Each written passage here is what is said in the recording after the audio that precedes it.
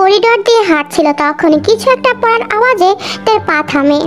জাংকুকের আর্টের রুম থেকে আওয়াজটা আসছে দেখে তে দ্রুত এগিয়ে গেল জাংকুকের রুমের দিকে। রুমের দরজাটা হালকা ভেজানো ছিল। তে রুমে ঢুকতেই বিস্মিত হলো। তে এতটাই বিস্মিত হলো যে তার হাত আপনা আপনিতে তার মুখে চলে গেছে। তেই দেখলো রুমের চারিদিকে কালো রং ছিটানো আর মাঝখানে ক্যানভাসগুলো এলোমেলোভাবে পড়ে আছে। ভাস্কর্য টুকরো টুকরো হয়ে সারা ঘর ছড়িয়ে আছে। যাচ্ছে তা অবস্থা রুমটার। রুমের মাঝখানে জাংকুক ক্যানভাস উঠাচ্ছে আর লি মাটির দলাগুলো একত্রিত করছে। হাই আল্লাহ, রুমের এমন অবস্থা কেন জাংকুক? তের ডাকে জাংকুক এক পলক তের দিকে তাকায়। কোনো উত্তর না দিয়ে আবার পরিষ্কারের কাজে মন দেয়। তে জাংকুকের দিকে থেকে আশানুরূপ জবাব না পেয়ে তে এবার লির দিকে যায়।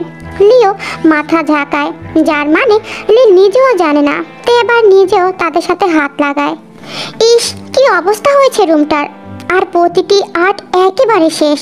তেকে কাজ করতে দেখে জাংকুকের হাতে রাখা ক্যানভাসগুলো টেবিলে রাখে আর শান্ত স্বরে বলে, তোমার এখানে কোনো কাজ নেই তেই, তুমি আসতে পারো।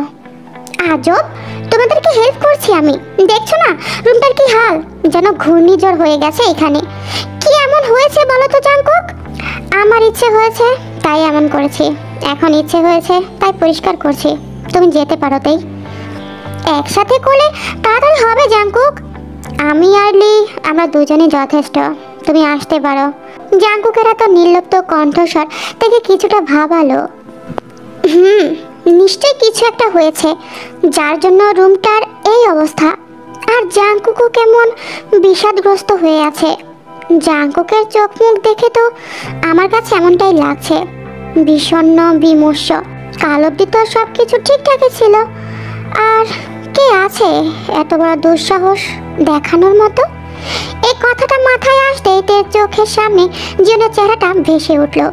ইয়েস, আই এম রাইট, একমাত্র জিওনি আছে এই ধরনের কাজ করতে পারে। জিওনি, কিন্তু কেন? জাংকুক, এইসব ওই জিওনের কাজ নয় তো? জাংকুক প্রত্যুত্তরে চুপ করে থেকে নিজের কাজে মন দিল।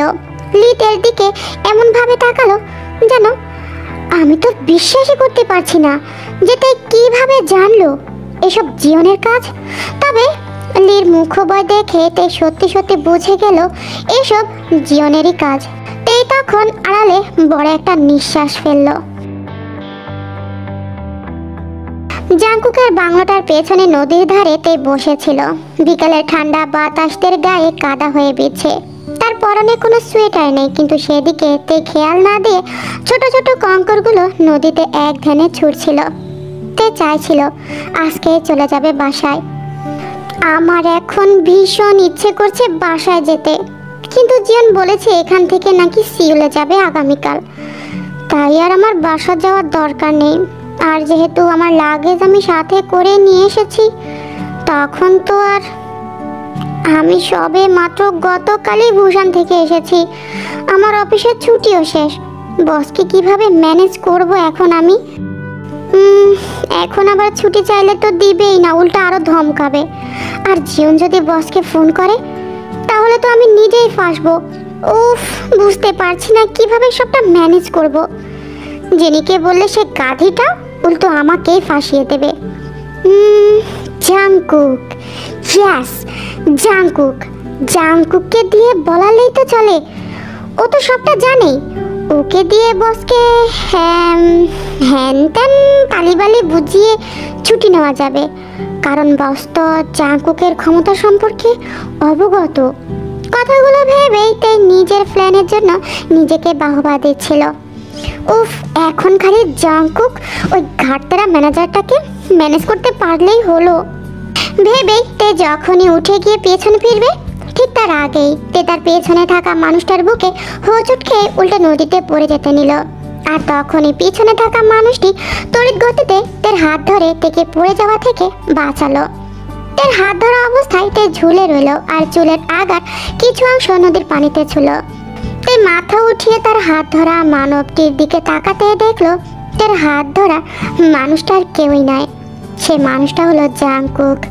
জাংকুককে দেখে তে কিছুটা চমকালো। জাংকুক নিনিমেষ দৃষ্টিতে তের দিকে চেয়ে আছে। জাংকুকের চেহারা সমুদ্রের ন্যায় শান্ত। জাঙ্কুকের দৃষ্টি দেখে তে ভাবছে জাঙ্কুকের চোখের ভাষা এতটা কঠিন যে মাঝে মাঝে আমি ধরতেই পারি না।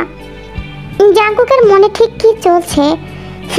আবার কখনো কখনো মনে হয় যেন জাঙ্কুককে আমি পড়তে পারছি, কিন্তু এই মুহূর্তের জাঙ্কুকের চোখের ভাষা, মুখের ভাষা যে আমি ঠিক ঠাউর করতে পারছি না। মূলত এই মুহূর্তে ঠিক করতে চাইছি না। তার ভাবনার মাঝে জাঙ্কুক হ্যাচাক টানে তেকে সোজা করে দাঁড় করালো, তবে হাত ছাড়লো না।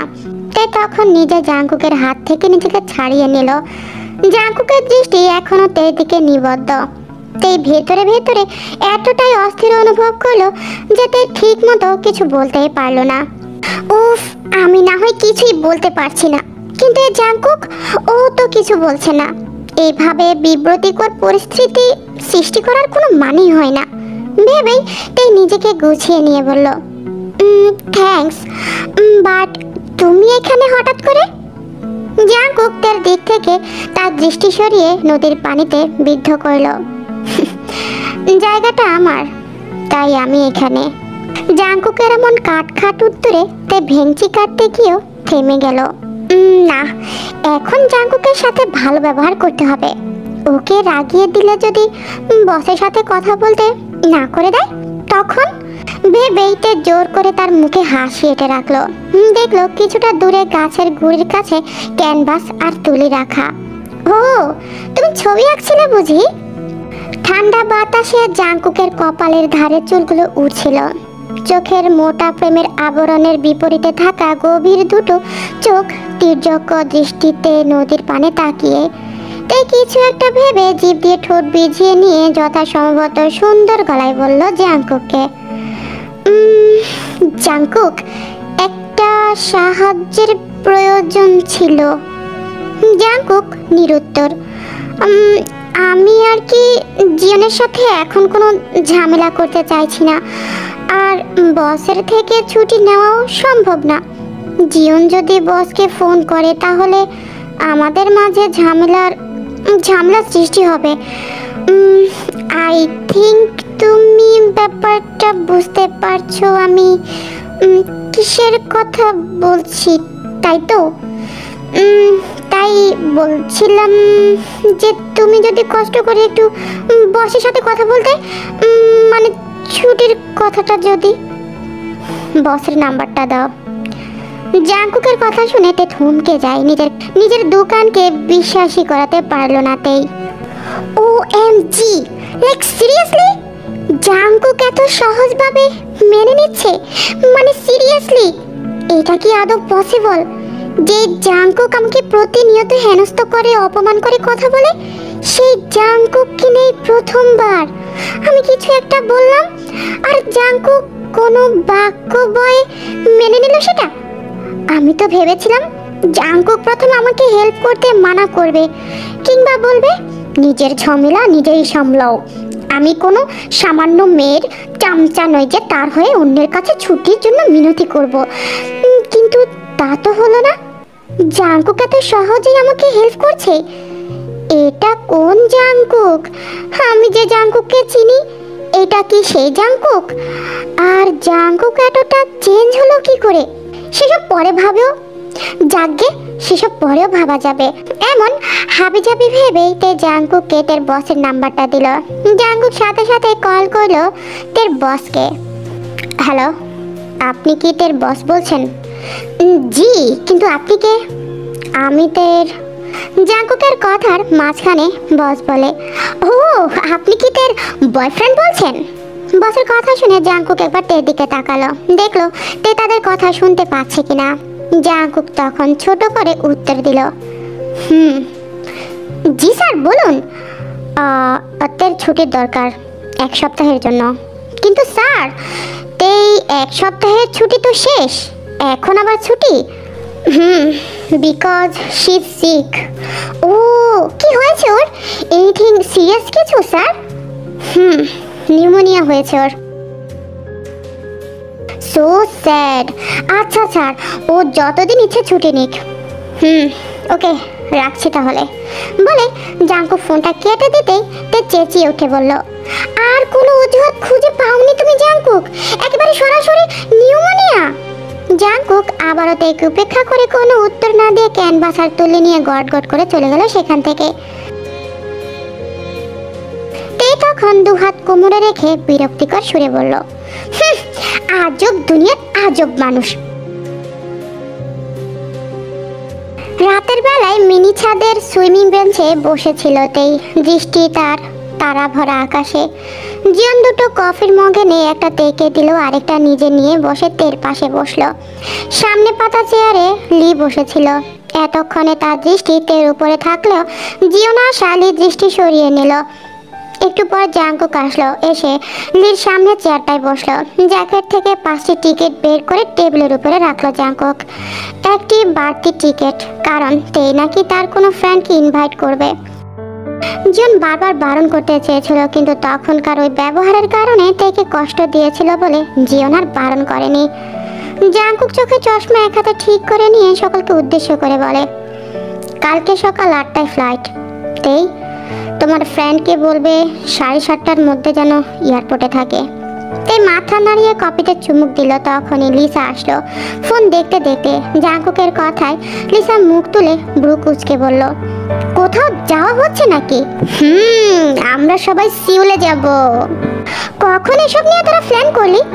আমাকে তো কিছুই জানালি না। প্ল্যান অনেক আগেই করেছি, তোকে জানাইনি কারণ তুই অতটা ইম্পর্টেন্ট কেউ না, তাই তোকে জানানো হয়নি। জিয়ন কথাগুলো বলছে ঠিকই, কিন্তু জিয়নের চোখ বারে বারে তের ঠোঁটের দিকে যাচ্ছে, কারণ তেই এত চমৎকার ভাবে ঠোঁট গোল করে কাপে চুমুক দিচ্ছে যে এটা দেখে জিয়নের হিংসে হতে লাগলো। জিয়ন কেন কপির মগটা হলো না? তাই বলে জানানো যায় না। কে কে যাচ্ছিস তোরা? ওইখানে তো 5টি টিকিট। এত খুশি হওয়ার কিছু নেই, ওই 5টার মধ্যে তোমার কোনো টিকিট নেই, বুঝেছ? তাই ভেংচি কেটে উত্তর দিল। তার কথা শুনে লিসার গা পিত্তি জ্বলে গেল। লিসা জাঙ্কুকের সামনে গিয়ে বলল, আমি তোর সাথে কথা বলছি কুকি, তোরা ঘুরতে যাচ্ছিস আর আমাকে জানানোর প্রয়োজন বোধ মনে করলি না? এতটাই পর হয়ে গেছি আমি, নাকি আমাকে নিলে টাকা বেশি খরচ হবে বলে বাদ দিয়েছিস আমাকে? আমরা হাজাইরা মানুষকে সাথে নেই না। লিসা, তার কথা শুনে লি মিটমিট করে হাসলো। তোর সমস্যাটা কি? তোর সাথে কথা বলছি আমি, বলছি না তো। আর আজাইরা কাকে বলছিস? আমি ওদের কাজিন, তুই নিজেই আজাইরা, বেয়াদব একটা। লিসার কথা শেষ হতে দেরি, কিন্তু তার গায়ে জিয়ন কফি ছুটতে আর দেরি করলো না। হালকা গরম ছিল বিদায় তেমন কিছুই হয়নি লিসার। তবে লিসা এমন জোরে চিৎকার করলো যেন তার গায়ে সাপ ছেড়ে দেওয়া হয়েছে। আর এটা দেখে লিপ বিড়বিড় করে বলল, নেকা মাইয়া মানুষ একটা। একদম মুখ সামলে কথা বলবি লিসা। আমার সামনে আমার তের সাথে গলা উঁচু করে কথা বলার সাহস তোর হয় কি করে? হ্যাঁ? জিয়নের এমন আচরণে লিসার রাগে কাঁপতে থাকে। লিসা জাঙ্কুকের দিকে ফিরতে দেখে জাঙ্কুক নেই, কারণ জাঙ্কুক তো সে কখনই জায়গাটা ত্যাগ করেছে। জাঙ্কুকের এত সময় নেই যেসব নাটক দেখার, তার চেয়ে গুরুত্বপূর্ণ কাজ আছে জাঙ্কুকের। লিসা জিয়নের দিকে তাকিয়ে কিছু বলবে তার আগেই জিয়ন লিসাকে থামিয়ে দিয়ে বলে, তোর জ্ঞান শোনার টাইম নেই আমার লিসা। তোকে আমরা আমাদের সাথে কোথাও নিয়ে যাব না। সকালে রেডি হয়ে থাকবি, তোকে বাসায় ছেড়ে দেওয়া হবে। রাস্তার মাঝে ছেড়ে দিলে বেটার হয় জিয়ন, তাই বাঁকা হেসে বলল। তে তখন লিসার সাথে ঝগড়া না করলেও এখন ভালোই লাগছে লিসাকে রাগিয়ে দিতে, আর ইচ্ছে করছে দেখে কাঁচা চিবিয়ে খেয়ে ফেলতে। কিন্তু না, এখন চাইলেও সেটার কিছুই আমি করতে পারবো না ওই জিয়নের জন্য। as you wish my lady. ওই লিসা, এখন যা, উই নিড প্রাইভেট স্পেস। জিয়নের কথায় লিসা পা আছড়িয়ে আছড়িয়ে চলে গেল। যাওয়ার আগে দেখে চোখে ইশারায় বলল, দেখে নেব তোকে আমি। আর এটা দেখে তাই লিসাকে চোখ টিপ দিল। লিসা চলে যেতে জিয়ন সামনে বসা লির দিকে তাকিয়ে বলে, এই যে জাঙ্কুকের স্টুডেন্ট, আপনিও যান এখন। তবে আমার এখন এখান থেকে যেতে মোটেও ইচ্ছে করছে না। এখানে শীত শীত আবহাওয়াটা খুব ভালো লাগছে আমার, তবে অনিচ্ছা সত্ত্বেও চলে যেতেই হবে। না হলে জিয়ন যদি আমাকে কলার ধরিয়ে উঠিয়ে নেয়, তখন তো তের সামনে আমার মান সম্মান ফুস করে উড়ে যাবে। ভেবে লি চলে যায়। লি চলে যেতে জিয়ন্তের গা ঘেঁষে বসলো। তে উঠে যেতে চাইলে জিয়ন্তের হাত টান দিয়ে তেকে আবারও নিজের কাছে বসিয়ে দেয়। ঘরে চলো জিয়ন, আমার খুব শীত লাগছে। তের শীত লাগছে শুনে জিয়ন তার জ্যাকেটটা খুলে তের গায়ে পেঁচিয়ে দিয়ে বলে, এবার আর তোমার শীত লাগবে না তেই। অসহ্যকর, উফ, আমার একদমই ভালো লাগছে না এই জিয়নের সাথে থাকতে। জিয়নকে আমি যতই এড়িয়ে যেতে চাই, জিয়ন ততই আমার কাছে আরো বেশি করে আসে। ভেবে তেই পুরো কাঠ হয়ে বসে রইল। কি দরকার তাড়াতাড়ি বলো। বলার জন্য কি বসেছি নাকি? দুজনে একটু আলাদা সময় কাটাই। সারা দিনই তো তোমাকে একটু কাছে পেলাম না তেই। ইস, কি মিথ্যে কথা বলে। আজ সারাদিন যে মানুষটা কিনা আমার পেছনে পেছনে আঠার মতো লেগে থেকেছিল, তাও নাকি সে আমাকে তার কাছেই পায়নি। তেকে চুপ থাকতে দেখে জিয়ন তের এক হাত নিয়ে নিজের হাতের মুষ্টিবদ্ধ করলো। একটু এগিয়ে এসে তের চুলের ঘ্রাণ নিল জিয়ন। জিয়নের এমন স্পর্শে তেই ঠাই হয়ে বসে রইল। তেই ভাবছে, উফ আল্লাহ, এখন চুপচাপ বসে থাকলে জিয়নের নাটকও তাড়াতাড়ি শেষ হবে। জিয়ন তের হাত নিজের নাকের কাছে নিয়ে চোখ বন্ধ করে টেনে টেনে ঘ্রাণ নিল। তের হাতে কি মারাত্মক নেশা জাগানিয়া ঘ্রাণ। এই ঘ্রাণ যে আমাকে মোহিত করে তুলল। তের হাতে যদি এত সুন্দর ঘ্রাণ হয়, না জানিতে শরীরের ঘ্রাণ কেমন হবে। কথাটি মাথায় আসতে জিয়নের শরীর জেগে উঠল। জিয়ন তখন তের হাতে চুমু দিল, তাও আবার একটা না, দুইটা না, পরপর অনেকবার। এতে করে তের অস্থিরতা বেড়ে গেল। অস্বস্তিতে গাঢ় হয়ে থাকাতেই অতি দ্রুত জিয়নের কাছ থেকে নিজের হাতটা সরিয়ে নিল। হাত সরিয়ে নেওয়ায় জিয়ন তের দিকে তাকালো। জিয়নকে দেখে তে কিছুটা বুঝতে পারলো, কারণ জিয়নের চোখের ভাষা যে তের কাছে পানির মতো সহজ।